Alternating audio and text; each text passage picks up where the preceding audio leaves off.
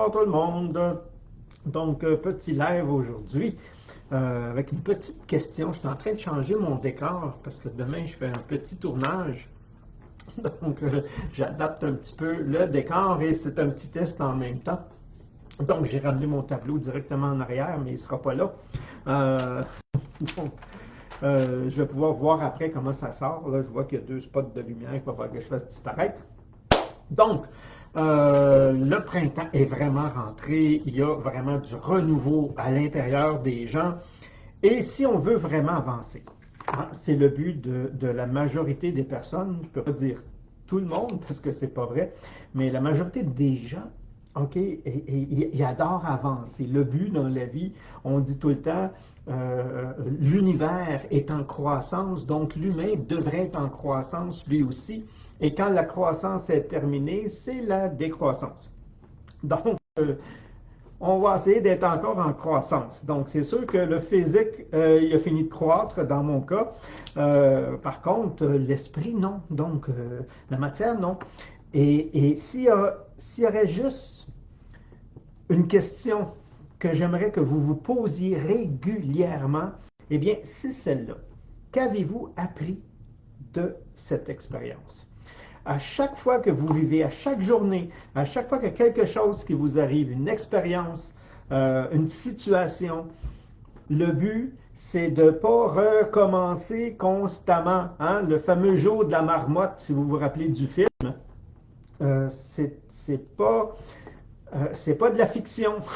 C'est vraiment, tu le recommences et recommences et tant que tu n'as pas appris la leçon. Alors, c'est une question qu'on doit apprendre à se poser. OK?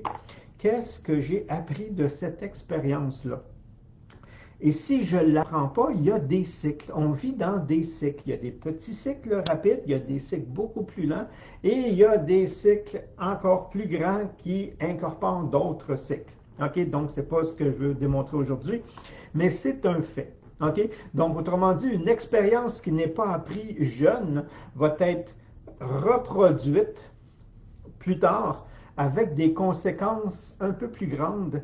Et si la leçon n'est pas encore apprise, la vie va la reproduire un peu plus tard avec des conséquences encore, des implications encore plus grandes, donc des conséquences plus grandes. Et il y en a qui apprennent jamais. Okay? Et par contre, quelqu'un qui l'a appris dès la première fois, hop, il n'y a pas à le réapprendre. Hein? Tu le sais ou tu ne le sais pas. OK, je peux donner un exemple banal. Tu joues, tu es un jeune enfant, 5, 6 ans encore, donc tu joues ton ami, hein, qui vient jouer à la maison ou que tu vas jouer chez eux. Ça, c'était dans l'ancien temps. Non. Fait que tu joues avec, et puis là, tu n'es pas capable de l'empêcher de jouer avec tes jeux. Okay? Tu ne veux pas qu'il joue avec ce camion-là, que c'est un cadeau qui t'est cher, et tu n'es pas capable de l'empêcher ou de lui dire non, celui-là, j'aime mieux qu'on ne joue pas avec, on va jouer avec autre chose. Et tu n'apprends pas. Tu n'as pas appris à ce moment-là.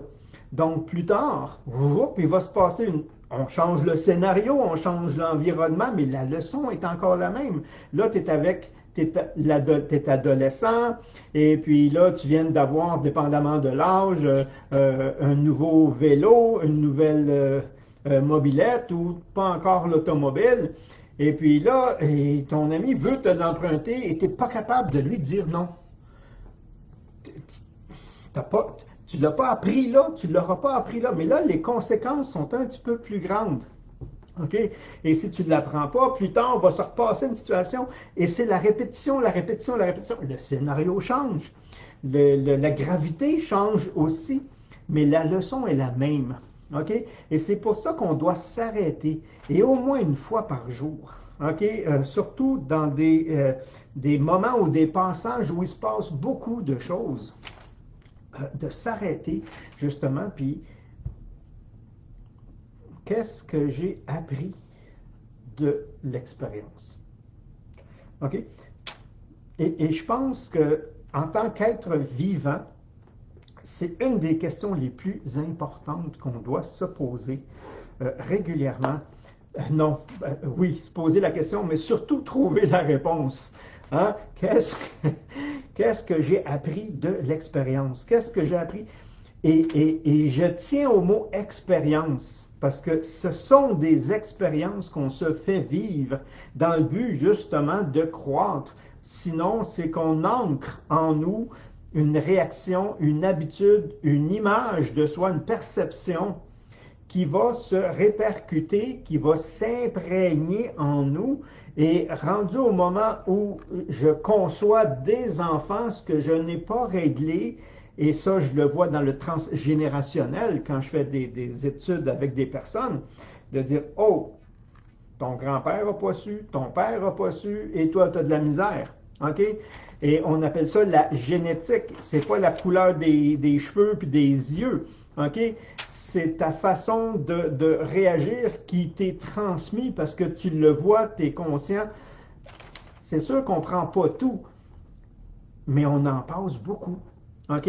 Et si vous ne voulez pas en passer, vous aussi, hein, aux générations qui vous suivent, ben, il faut apprendre la leçon.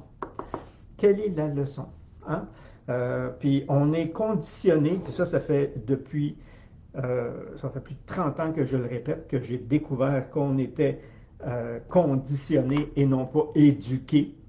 Donc c'est à nous à défaire certains conditionnements, mais pour ça, il faut se poser des questions, il faut se poser les bonnes questions. Et il ne faut pas attendre. C'est pas les autres qui vont régler mes difficultés, c'est pas les autres qui vont régler. De toute façon, on les laisse rarement faire. Puis on a de la difficulté même des fois à confier ces difficultés-là, puis à accepter les solutions qui viennent des autres qui ne sont pas nécessairement les nôtres non plus. Donc c'est un travail en soi, c'est un travail personnel. Et c'est pour ça qu'on dit que la croissance personnelle, ça le dit bien, hein, c'est personnel. C'est pas égoïste, c'est pas que moi, mais il n'y a que moi qui peut faire ce travail-là en moi. Il n'y a que moi qui peut se dégager. Cette difficulté-là, elle m'est propre. Je ne suis pas le seul qui l'a, mais je suis le seul qui l'a de cette façon. Donc, avec puis une certaine limite.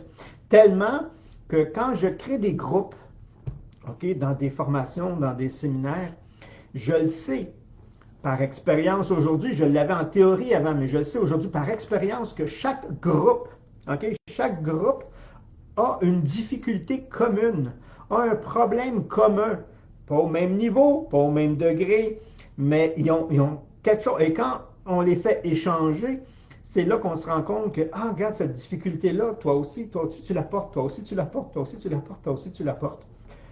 Mais les solutions ne conviennent pas à tous. Et c'est pour ça souvent qu'on en émet plusieurs. Il y a possibilité on peut faire ça comme ça, on peut faire prendre un recul, on peut lâcher prise, on peut s'affirmer, dépendamment de la situation. Puis il y en a un qui va dire non, ça me convient pas, ça me convient. Ah oui, lui, ce qu'il a dit, celle-là me convient en partie avec un peu de l'autre. Et c'est personnel.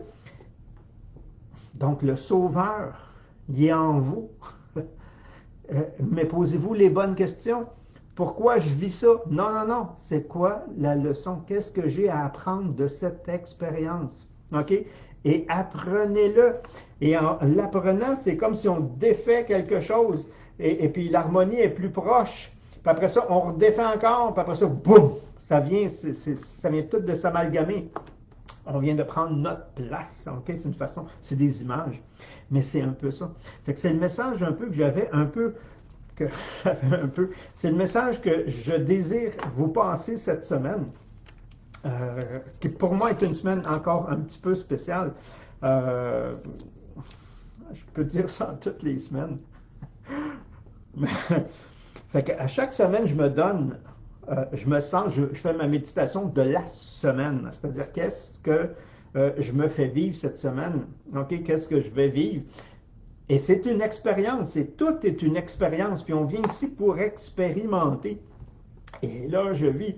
Et cette semaine, j'ai ma propre expérience à moi qui va être encore cette semaine, un autre changement qui s'amorce en moi. Ça tiraille un peu des fois, mais je résiste pas. Je l'accepte, je l'accueille. Et ça, c'est des mots, c'est accepter et parfois pardonner. OK? Des fois, mais c'est pas tout le temps, des fois, c'est juste accepter que ça va pas tout comme je veux, ça se passe pas comme je voudrais. J'apprends quoi? J'apprends à blablabla, chacun son truc. OK? Et parce que j'apprends, il y a quelque chose qui se passe. Mais si j'apprends pas, je remets. Regardez comment c'est beau. Ça fait plusieurs années que je le montrais comme ça. Mais surtout quand on fait les histoires de gens. Les gens qui, quand je faisais beaucoup de consultations, venaient me voir, on prenait ce qu'on appelle l'histoire de sa personne. Tous les traumas, les accidents, les opérations, tout ce qui est marquant, tout ce que tu as marqué dans ta vie. Et je le marquais. OK, c'est une façon de parler, je le marquais. Je pense que mon crayon n'est pas très foncé. Je vais prendre un noir. OK? Fait que je fais, on va dire, de 0 à 10. En réalité, c'est ta vie. OK? J'ai mis le fil de ta vie. OK? Et là, je le divisais par section. OK? De 7 ans. OK? Donc, on dit de 0 à 7 ans, l'âge de raison n'est pas là. De 7 à 14, on vient confirmer ce qu'on a été programmé ici. De 14 à 21. Donc, c'est tout le temps des blocs comme ça. Donc, quelqu'un qui a vécu quelque chose, on va dire, à 5, et il n'a pas appris, OK, va être reporté ici. Et s'il ne l'a pas appris, il va être reporté ici. Conditions différentes, situations différentes, environnement différent, mais la même leçon. OK? Et ça, je l'ai confirmé plusieurs fois. Puis la vie ne te met pas tout en même temps. Elle te dit, tu vas avoir ça, ça, ça à vivre. Donc, tu as quelque chose ici, quelque chose ici, tu as quelque chose ici, tu as quelque chose ici. Mais si ici tu l'as appris, puis ici tu ne l'as pas appris, lui est reporté. Donc ici, tu as ça et ça. Donc, j'aurais pu le mettre plus large. Hein. Donc ici, si je ne l'ai pas appris, lui aussi, il est reporté. Donc ici, j'ai ça, ça, ça. Puis à un moment donné, on dirait que tout arrive en même temps. Ben oui, ben apprends. Apprends. Hein, parce que si tu n'apprends pas, ben, est-ce que ta leçon de 21 ans, c'est pas la même leçon que 40 ans? À 40 ans, tu as d'autres remises de questions à faire. Mais si tu n'as pas réglé celle de 14, puis tu n'as pas réglé celle de 21, et là, ça va brasser fort. Hein? Et c'est un peu ça. Donc, attendez pas. Attendez pas. Il y en a qui est déjà avancé, mais attendez pas. Donc, posez-vous la question. Ça, je l'ai mis en hausse. Puis là, je voulais juste voir comment ça sortait à l'écran. Qu'avez-vous appris de cette expérience? OK? Et tout est une expérience. Une personne qui t'écrit quelque chose sur Facebook, puis tu te fais insulter, puis tu réagis. Ah, OK, tu as réagi, prends un recul, accepte.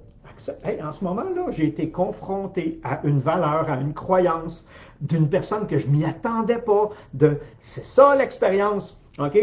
Puis là, qu'est-ce que j'ai à apprendre? Qu'est-ce que ça me fait vivre? OK? Et qu'est-ce que j'ai à apprendre? OK? La patience, la tolérance, l'acceptation. Hein? Ça dépend, là. Mais on a quelque chose à apprendre.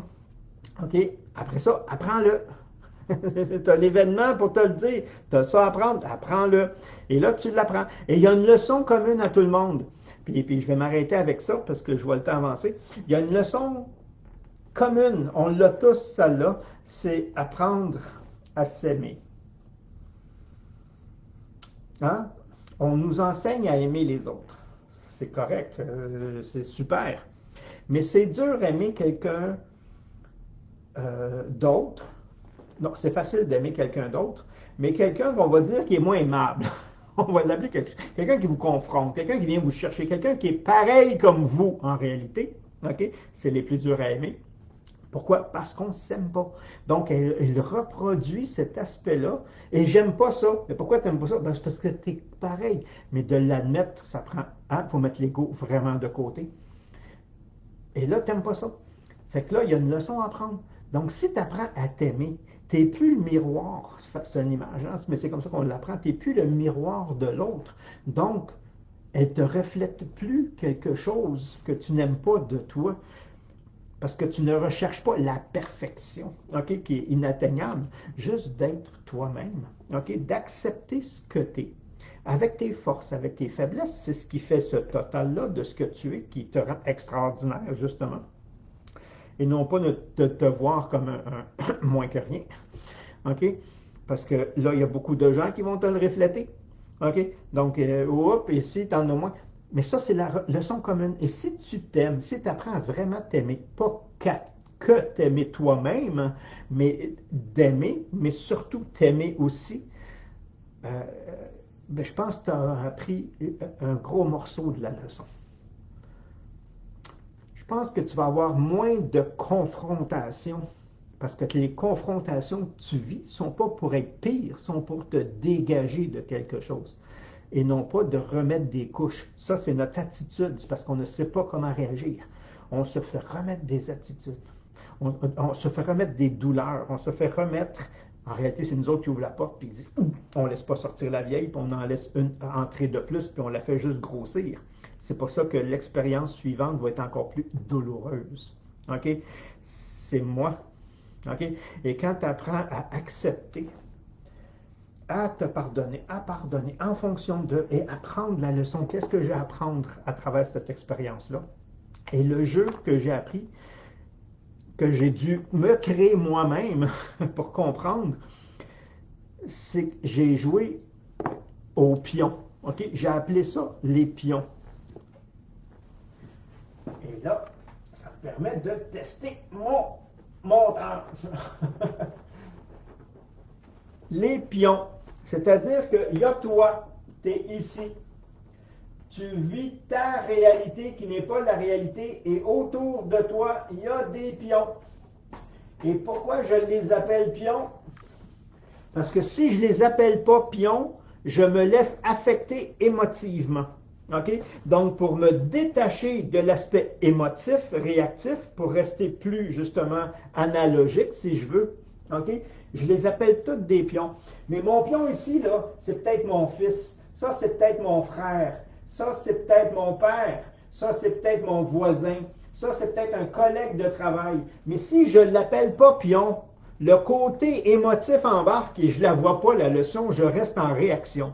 Alors, je joue le jeu des pions. J'ai appelé ça comme ça quand j'ai monté ça. OK? Et là, je prends un recul, un détachement de la situation, et j'ai dit, ce pion-là m'a fait vivre ça, telle réaction chez moi. OK? Pas qui, pas mon fils, mon frère, ou non, non, le pion. Et je l'ai compris plus tard parce que si je ne l'apprends pas de ce pion-là, c'est ce pion-là qui va venir me faire réagir de la même façon. OK? C'est la réaction interne ici.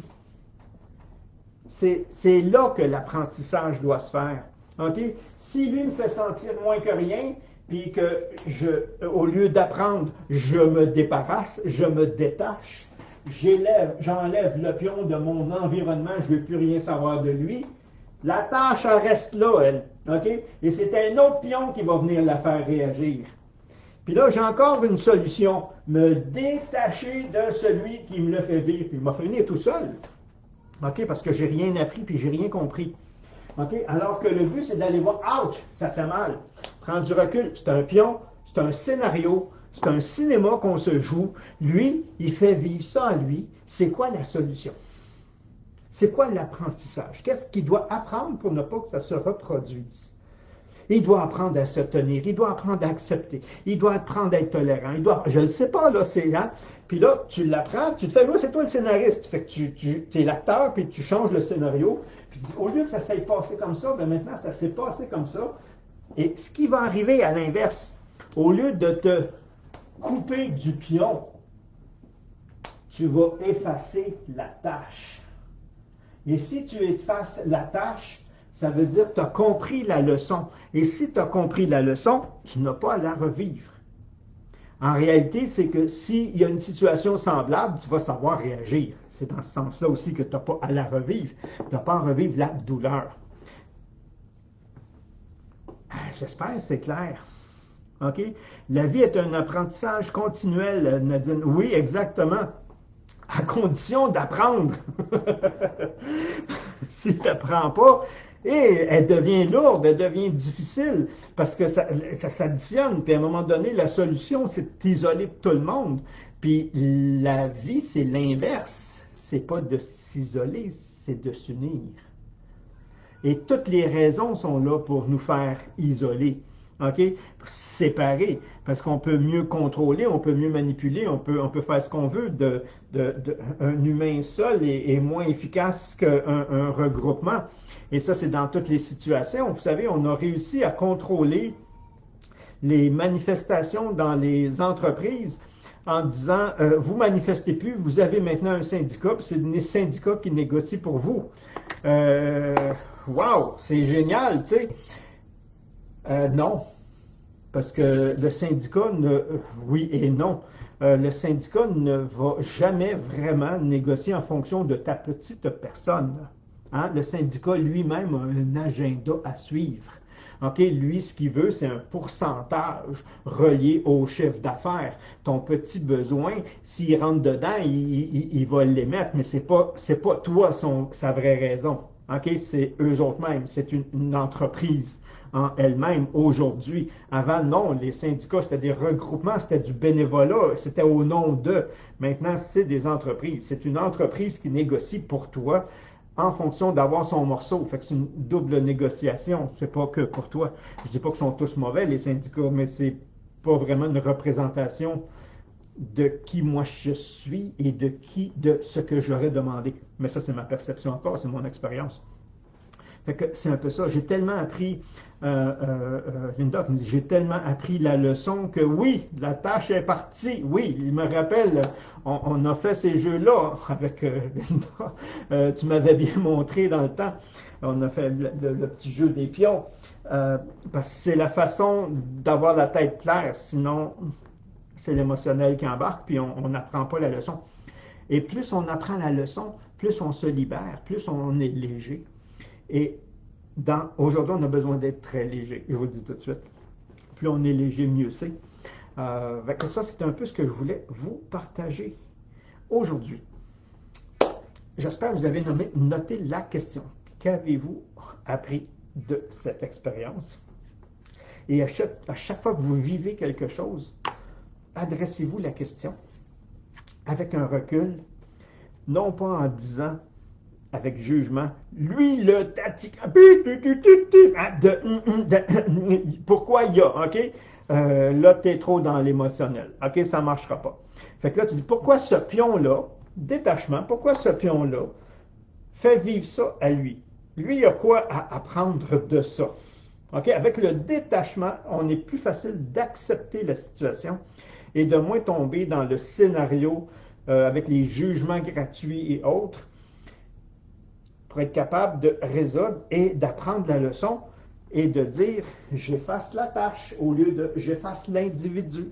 Ça ne veut pas dire je vais être en contact avec l'individu. Ça veut dire qu'il ne vient plus éveiller rien en moi. C'est ça le but. OK?